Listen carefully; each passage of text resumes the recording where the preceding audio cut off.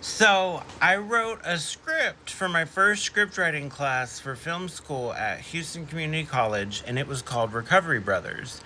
It was right after I got out of the homeless shelter, Star of Hope spiritual recovery program for almost a year. And I wrote the story. The teacher said, write what you know, and it was fresh. So the story was of a young, guy who, like me, loses his mom at 19 and, like me, gets into crystal meth, dates a couple dealers, decides to break off a relationship when is told one night, hey, in case you ever need it, here is a code to my safe with a gun in it. I walked out of there and then I distanced myself from that person and just never looked back.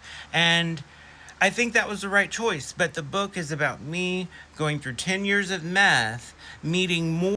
It cut off. And so after that guy, I didn't quit doing meth like, any smart person would because my mom had recently died of cancer.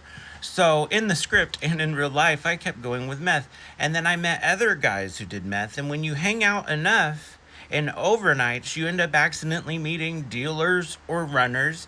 But I always just kept my mouth shut, kept my eyes and ears as passive as possible, and put it to the backside. But I put fictional and added on to it into the script I wrote called Recovery Brothers.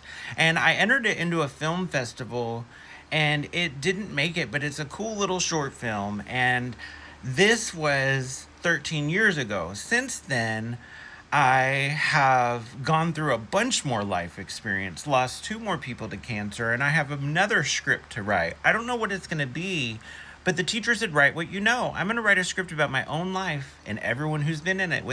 And in the homeless shelter, when I was there, I actually made three really close friends.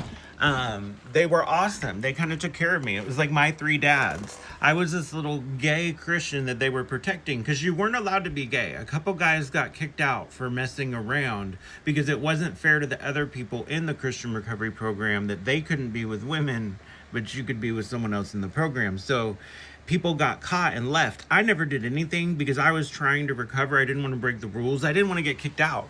It was a free rehab program for over 9 months. I mean, it was its money's worth.